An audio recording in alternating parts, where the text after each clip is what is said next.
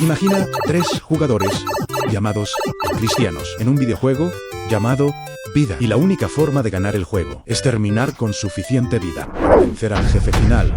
Pero hay un problema.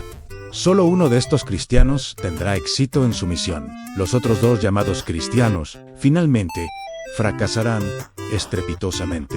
Y la única forma de saber cuál cristiano ganará y cuál perderá es observar cuidadosamente cómo juega cada jugador. Observa atentamente y pregúntate, ¿cuál de estos 3 cristianos soy yo? Cristiano número 1.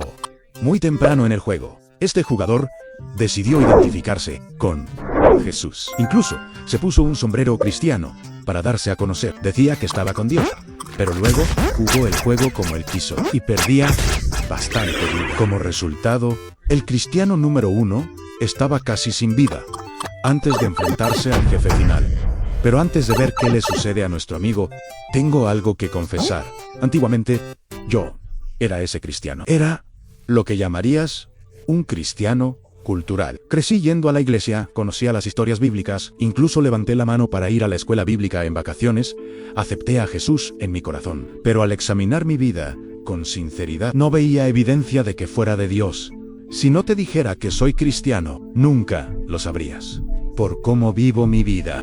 Esto es porque no vivía para Dios. Vivía para mí solo. Y para mí, ser cristiano no era diferente a ser estadounidense. Orar no era diferente a lavarme las manos antes de comer. Nada de mi fe era real. Era solo cultural. Hasta que leí este aterrador versículo en la Biblia. En Mateo, Jesús describe un día en que estos cristianos culturales van a estar en su presencia. Dice así: Señor, mira todas estas grandes cosas que hicimos. Profetizamos en tu nombre. Expulsamos demonios en tu nombre. Hicimos todas estas maravillas en tu nombre. Pero luego, Jesús les dirá: aléjense de mí.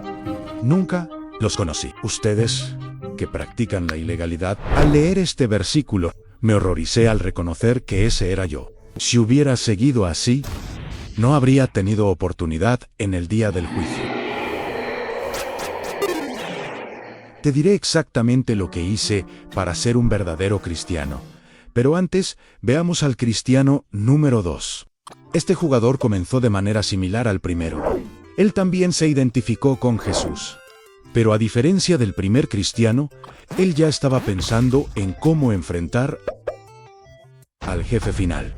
Cada vez que fallaba y perdía vida, trataba de reponer esa vida perdida al golpear una caja que hacía buenas acciones. Esto le proporcionaría un impulso para seguir jugando. Al enfrentarse al jefe final, estaba lleno de vida. Con confianza, sabía que ganaría esta batalla. Recuerdo haber leído sobre alguien así. Era un ministro inglés, ordenado en el siglo XVII, y fue incluso presidente del Club Sagrado, en la Universidad de Oxford. Sí, eso existía. Un día, se vio atrapado en una tormenta mortal, pero notó que había misioneros a bordo, alabando a Dios, porque sabían que irían al paraíso, incluso si morían en ese barco. A pesar de ser un famoso ministro, predicando a miles en Inglaterra, se dio cuenta, en ese barco en la tormenta, que él no tenía la misma paz que esos misioneros. Se dio cuenta que sus buenas acciones no lo salvarían. Ni siquiera ser presidente de un club santo lo salvaría. Solamente por la gracia infinita de Dios, alguien puede ser salvado. El hombre de nuestra historia es John Wesley, y él es lo que yo llamaría un cristiano religioso. Esta persona se considera genuinamente buena por las buenas acciones que hace. Pero este cristiano confía más en sus propias buenas acciones que en la gracia de Dios. Pero si no se arrepienten, así como John Wesley, ellos no tendrán oportunidad en el día del juicio. Cristiano número 3. Este jugador empezó igual que los 2 primeros jugadores. Se identificó con Jesús y luego comenzó a hacer lo que hizo el cristiano 2. Al fallar, golpeaba la caja de buenas acciones. Sin embargo, este jugador aún fallaba mucho y temía lo que le pasaría al enfrentar al jefe final. Entonces, el cristiano número 3 hizo lo impensable. Se rindió, dejó de intentar vencer el juego solo y clamó a Jesús. Y Jesús le respondió, dándole vida ilimitada al cristiano número 3. Y dijo: sígueme. Sin embargo, por alguna razón, a pesar de que le habían dado vida ilimitada y que seguía a Jesús, aún tenía miedo de no tener ninguna oportunidad ante el jefe final. Pensaba en cómo podría enfrentar el desafío más difícil de todos, cuando apenas podía esquivar una bala que se mueve muy lento. Esta persona es lo que llamaría un cristiano dudoso. Cuando entendí que mis buenas obras o ir a la iglesia no me salvarían, le entregué mi vida a Cristo y le permití transformar mi interior. Si no estás seguro de que Cristo haya transformado tu vida, la Biblia tiene una lista de verificación que puedes ver. En el libro de Gálatas, capítulo 5, este capítulo describe a una persona de la carne y una persona del espíritu. Describe a un cristiano falso y a uno verdadero. El cristiano falso es quien habitualmente practica idolatría, hechicería, que es otra palabra para el uso de drogas. Y también está el odio, controversias, celos, estallidos de ira y etc. Pero el verdadero cristiano mostrará rasgos como el amor, alegría, paz, paciencia, amabilidad, bondad, fidelidad, gentileza y autocontrol. Este pasaje no dice que un verdadero cristiano nunca fallará. Está diciendo que cuando el Espíritu Santo entra en ti, te cambia de las cosas malas y produce estas cosas en su lugar.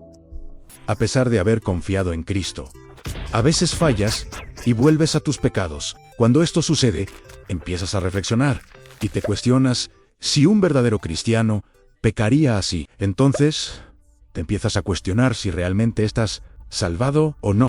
Chicos, cuando entendí esto, todas mis dudas sobre ser un verdadero cristiano se aclararon. Y se resume en una palabra: santificación. Permítanme explicar. Imaginen que compran un coche usado. Ese coche ahora es tuyo, posicionalmente. Ese coche es tuyo en propiedad, pero ha sufrido daños con los años. Tiene algunas abolladuras, la pintura se desprende. Y ni hablemos del interior. Aún queda mucho trabajo por hacer. Cuando finalmente me convertí en un verdadero cristiano, Dios me adoptó como su hijo, y aunque era suyo, aún quedaba mucho por hacer. Ahí es donde entra el proceso de santificación. Dios comienza a transformarnos. Primero, reemplaza ese motor, quita los golpes, nos pinta, y eso, a menudo, lleva tiempo. Puede tomar una vida entera, y porque tropieces y caigas de vez en cuando, no significa que no seas cristiano. Significa que estás en el camino de la santificación, y si aún no lo has adivinado, el jefe final se llama muerte. Y como cristiano, no debes temerle, porque un día, al descender por ese tubo, te darás cuenta de que el final ya fue derrotado por tu Salvador en la cruz. La batalla ya está ganada. Lo único que te queda por hacer es amar a Dios y disfrútalo por la eternidad. Pero para ustedes, verdaderos cristianos, quienes luchan constantemente con el pecado y adicción y no logran dejarlo, este video aquí te dará los 3 pasos bíblicos que necesitas para arrepentirte de cualquier pecado y volver a Dios.